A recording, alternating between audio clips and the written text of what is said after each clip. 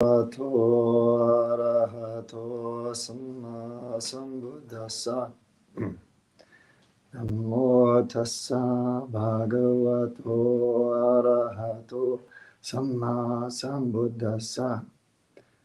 Namo tassa bhagavato arahato samma sambuddhassa. Buddhang dhammang sanghang namasami. Good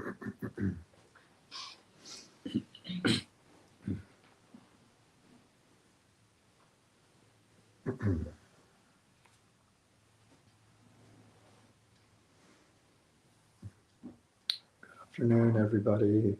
My name is Bhante Jāgaro.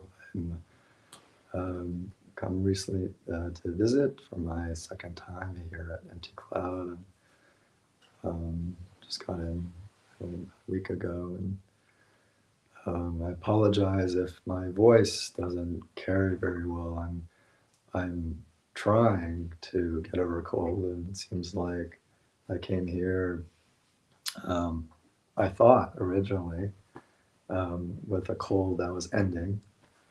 This is about a week ago, and had it for a few days, and it seemed like it was getting better. And then when I came last Sunday, I just completely crashed. It was just completely wiped out. And so I had an expectation that, of course, okay, I'm getting better. And so the following day, I was just completely wiped out. So I just rested in my room pretty much the whole day. And I figured, okay, I should be getting better by tomorrow. And of course, the next day, I did get a little bit better, but I was still pretty wiped out. It's like, okay, all right, okay. Next day, I should be getting better, right? So Wednesday comes around, and okay, I'm a little bit better, but I'm still feeling pretty sick. I had last year, I had went on a retreat, and coming out of retreat, I actually made a strong determination that, barring anything very serious like a hurricane or severe illness or something like that, I was going to go on alms round every day, traditional alms round, where you go out in the morning and go find somewhere and see if anybody would like to offer food. And I said, okay, I think I'm well enough to at least, I can go out the door, and maybe I won't be able to go anywhere. I can at least go out my bulk, come back. So I go out the door just to see how I feel, and I had some expectation. Okay, maybe I can walk to a nearby store. And of course, that's not what happened. I got myself around the block, and then I had to just come back. So, of course, the following day, it was Thursday. That was actually the first day I had enough energy. I can get to the store. Okay, I was able to get to the store, but it was like, oh, I was able to maybe stay out there for 15 minutes, and I was okay, I better get back, so every day I had this expectation that, okay, maybe today I'll actually feel better, maybe my voice will be better, I can actually talk and people can hear me. Of course, reality is somewhat different, and this is actually ordinary. It's ordinary for a mind that still can get caught up with delusion that this is supposed to happen, and it doesn't happen. Of course, our expectations, reality not meeting our expectations, is also ordinary. So both of these phenomena, whether it's the sort of kind of delusion leading to desire and grasping at some sort of expected outcome, or just even if the mind isn't grasping for it, we might have a very balanced mind and go, oh, I think it's probably going to turn out this way. Reality can be very different, and often it is quite different. And this is just part of nature. It's not a sort of a personal fault. Usually, a lot of us, we go to school, we take classes as a kid, and actually middle school, high school, and a lot of us go to university, or maybe go to trade schools. Sometimes a lot of us go to the school of kind of life. We may work or go traveling, or whatever it is, we learn things, and so we get a certain skill set. We get some amount of predictive capability. Of course, these predictive capabilities are often in very tiny domains, and this can give us a sense of feeling like we have a sense of understanding how life works. We have a sense of control or agency around this. And there's can be a sense of safety around that. It's like, okay, I understand this. Maybe I may not understand everything about life, but at least I understand this part about life. Maybe you study economics, or you studied philosophy, you studied engineering, or whatever it was. Maybe you studied plumbing, or you studied agriculture. And so you develop an expertise around this area, and you develop a sense of mastery, sense of understanding. And so we develop, we can start to have kind of predictive capabilities around this area. And we find out, oh yeah, it seems like not, more than just kind of random chance. And they able to apply this education I have. And it seems to bear out. Maybe it doesn't bear out every single time, but it seems to follow these kind of principles.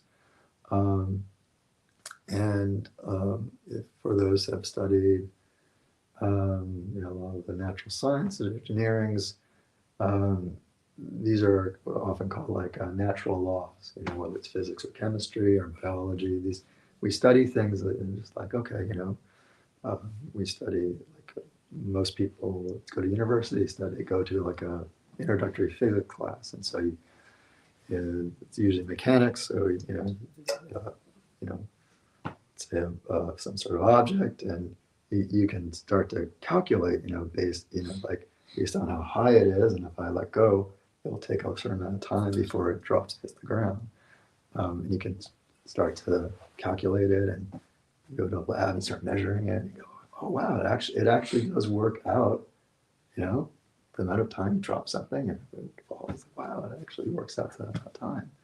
And it's not like anybody's, it's not like there's how do you say, a bunch of invisible gremlins, kind of pulling everything down.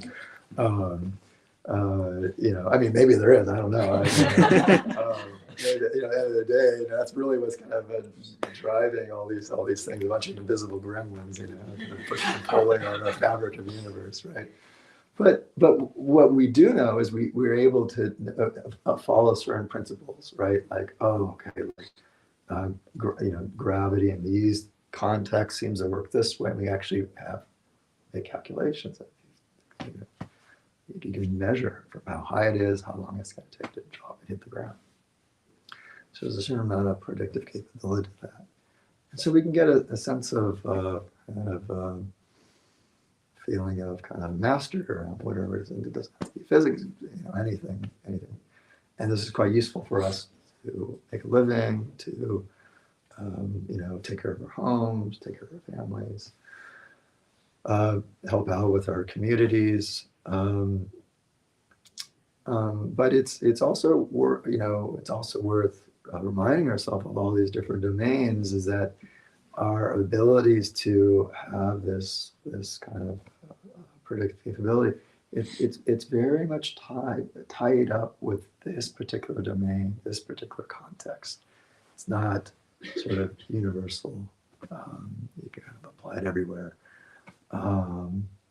And so, while we may know a lot about one subject, and it can help us in this area, it may not necessarily help us out in all of it. So an expert at, let's say, physics may not be an expert at veterinary care, right? So,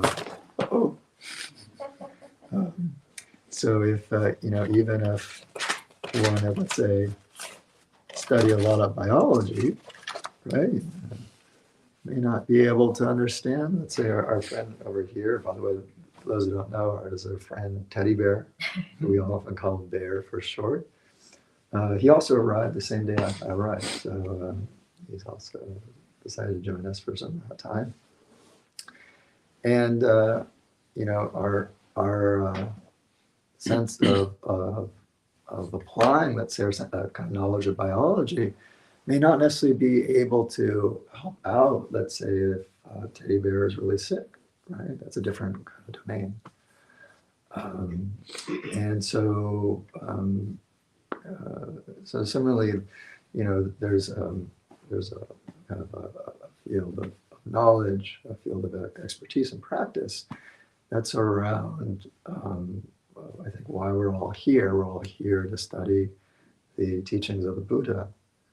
And the teachings of the Buddha are in the domain of our hearts and minds, and around what are the processes that lead to the highest forms of happiness, and what are the stages in which we can progressively apply these teachings and experience deeper forms of peace and happiness along the way.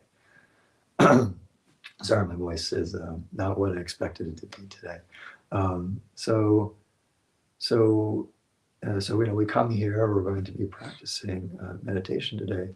So one of the things that's going to be very helpful and important is to be able to come with every experience. We have a time to meditate, so we have a time to kind of refresh, and kind of reset, recharge. Oh, okay. What am I here to do? It's like, oh, okay, I'm here to practice meditation. What am I here to practice meditation? It's like, and it started. Oh, like I want to be. I want to find deeper forms of happiness. This is a question that everybody, I hope, will be asking themselves, at least preliminary today. Like, well, why am I here? And to be able to spend a little bit of time more practicing meditation at the beginning. Okay, I mean, yeah, I get a sense that there are deeper forms of happiness. Okay, how am I going to do that? Oh, okay, okay. I've learned a set of meditation instructions. So it might be good to kind of review those. How we've learned meditation that seems to work well for us. Venerable Siddhasa offered a very good set of meditation instructions just a half an hour ago. And it's like, oh yeah, being able to be present with this experience of breathing, finding a way of really enjoying this experience, a sense of ease and smoothness in the body. Oh, okay, yeah, that's what I want to do. And so, and of course, everybody's going to have a slightly different, or maybe quite different experience. But to use our minds in a very explicit way, right? As opposed to kind of, let's say, just kind of coming in here and just plopping on the ground. All right, meditation. All right, I've done this again. Do it, And it's not to say that that can't help. I mean, it's probably better than going to a bar, but one of the qualities that I found from experience that we're actually trying to bring in meditation, some teachers really emphasize this, is trying to always bring that sense of this. Okay, we're kind of resetting. We're starting over. Okay, well, what am I experiencing right now? How does the body feel? Right, so we may like kind of feel the body, right? What does my emotional sense feel like? Am I kind of like, oh, this feels good, or am I kind of like kind of a little apprehensive? Like, what is this? Where am I? Who are all these people, right? You might be feeling, a little just sleepy and tired. It's like, oh, I had all this food, and then you didn't have any of the coffee, so now you're just trying to keep it, But whatever it is, whatever your feelings, just trying to be in touch with this current present experience. It's like, okay, this is how the body's feeling. This is how the emotional world is, and then of course, how is the mind kind of reacting to that? Maybe it's reacting with, oh, you shouldn't be this way. Okay, good. Put it up. And maybe it's like really kind of not really um, kind of nagging, or kind of, it's like, oh, it's kind of dissatisfied, doesn't like it, or maybe has a sense of like worrying. Oh, is there other people looking at me? Maybe I really need to sit up straight. I don't want to think I'm doing something wrong, like I'm a bad meditator, or maybe you just, it's like, oh, I don't want to deal with this. I'm just gonna, but whatever the mind it might be churning on something, or it might be very peaceful, right? It might be like, oh, this is great.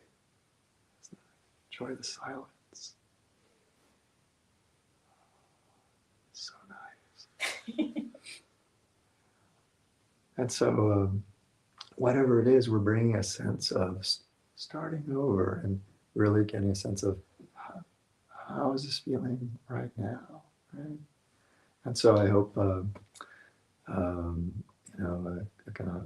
these words can offer a sense of encouragement for those that are staying around for the afternoon. And for those that are leaving, I would encourage you to bring whatever sense of peace or calm or stillness or presence with you as you leave. You don't have to, unless there's some emergency. You don't maybe have to race out the door, right? Just kind of, walk a little bit slower. Nothing too slow, just a little bit slower. And just kind of see if you can enjoy anything, as you're walking out. And, going up to your car and, getting in your car. It's like, oh, you can enjoy the car, That's nice. Or you don't have, most people don't have stick shift anymore, right? It's automatic. Okay, sorry, I'm like telling my age when I do these things. But whatever it is, to see if you can bring a little bit more presence to the rest of your day. And for those that are staying, if you get a chance, you can give our friend here a little bit of attention. Just glad to see so many people here. And I look forward to meditating with everybody here. So I'll leave this offering for reflection. Namayang Dhammakataya Sadhu Karang Daramase Sadhu, sadhu, sadhu, anumodami.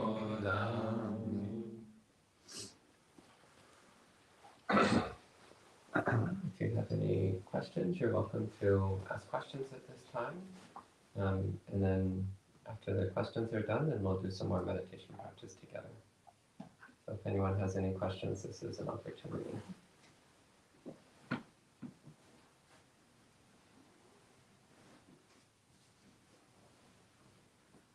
Or if there's no questions, we can just go directly into meditation. That's also fine. I think there's a question. Yeah. How do we deal with toxic coworkers or like a toxic work environment? I'm sure many people have experienced that. Right. So just for the stream, the question, and please correct me if I'm wrong if I get the question incorrect.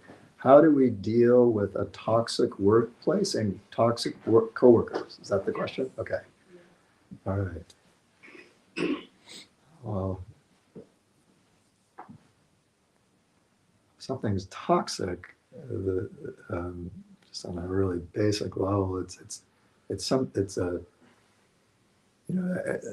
a chant that many of the monasteries that tradition come from is associated, and it's like a Mangala Sutta for those that remember. Basically, it starts out, the English starts out as avoiding those of foolish ways, associating with the wise, and honoring those worthy of honor. These are the highest blessings. And it actually continues on for a number of different stanzas and gives a progression of teachings that lead to the highest happiness, nibbana. But I always found it great that it starts out with avoiding those of foolish ways as as really like basic teaching of how to find highest forms of happiness and well-being. So your question to me, I I really, there's part of me that feels, I was like, wow, this is really tough what you're dealing with. But there's also a sense of like, I'm glad you're recognizing that's a problem. So I hope you can, at the very least, right now, just recognize that the fact that you're saying, hey, this isn't, something's not right here, is actually a really good sign. That means you're going, okay, something's not right here. What can I do about it? So I think that's the first thing, just to kind of remind ourselves, oh, okay, I'm recognizing something's not right here. Because not everybody will do that, right?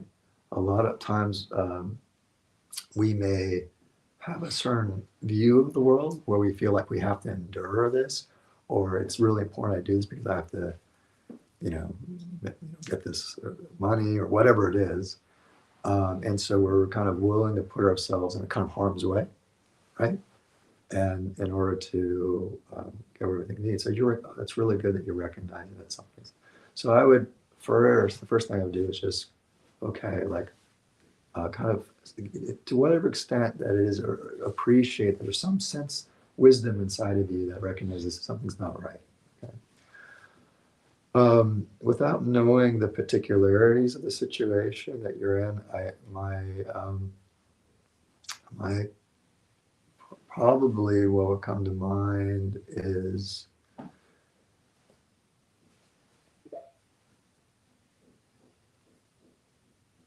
well, first, like there is a sense, based on that teaching the Buddha has, is there a way in the long term, right now? Maybe it's for right now, it's not practical for you to leave this particular situation, but is there a way in the long term that I can figure out a way to maybe leave this particular situation? It might be transferring, let's say, to a different department, or maybe finding another job in the same field, right? A different kind of work environment. It might also involve, if you think it might be practical, speaking with somebody that has more power in this whatever organization or company you're in, right? That's not always possible, but it may be.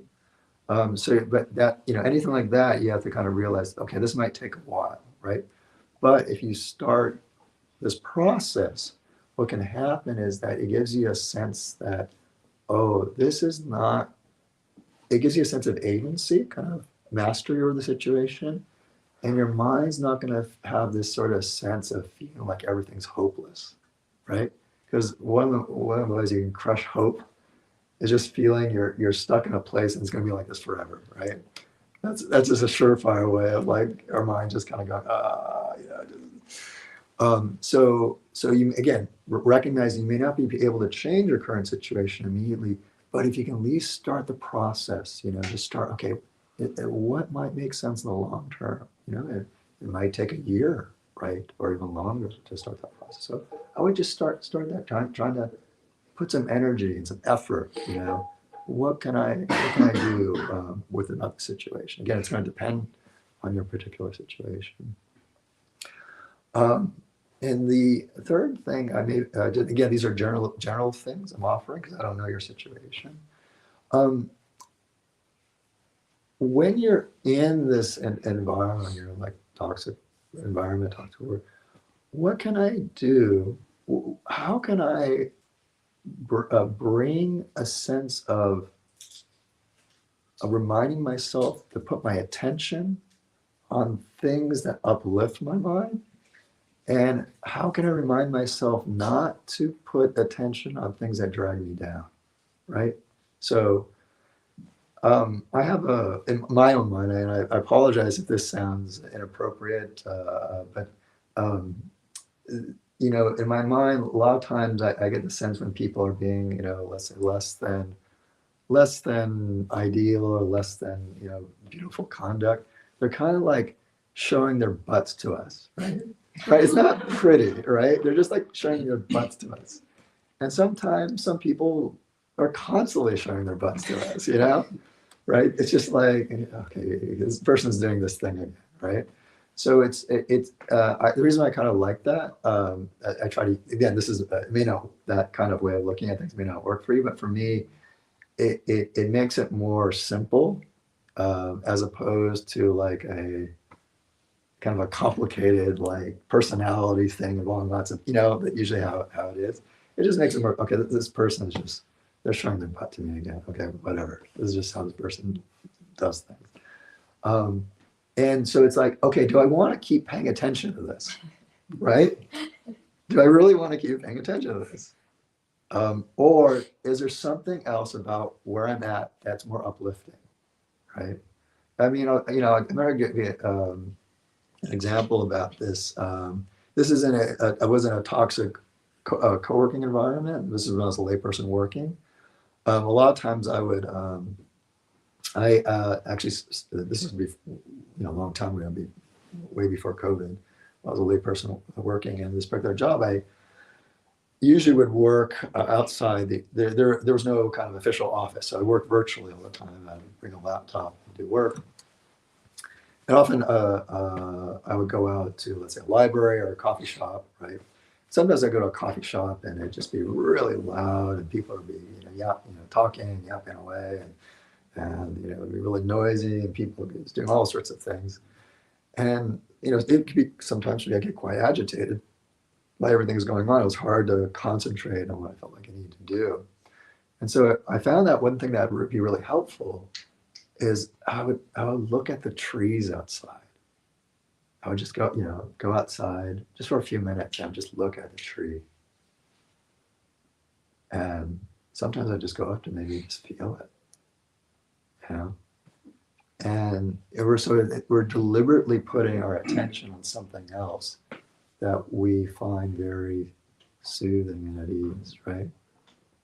So trees, you may not find trees particularly soothing or peaceful, but whatever it is that you find that's soothing and peaceful, bring your attention to that. So the thing about this third aspect of when you go to the workplace, one of the things you can do if you're sticking around today, you're practicing meditation. One of the qualities of meditation, or one of these aspects of meditation, is the mindfulness. And that mindfulness is that remembering to do what we set out to do, right? So it's like, okay, next time I go into work, I'm going to not, when my coworkers start doing what I expect them to probably do, it's not like I'm not going to like zone out, but I'm going to shift my attention as soon as I can. Right? I'm not going to keep paying attention to what they do. And I'm going to put my attention on things that are uplifting. Okay. So I hope if anything I've said is helpful, I hope it's helpful. And if anything I said that wasn't helpful, I apologize. You can please ignore anything I said. So I hope that was useful information.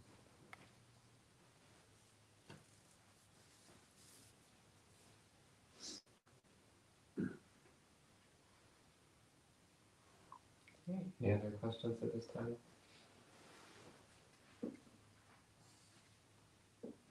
Okay, we can do some more meditation then.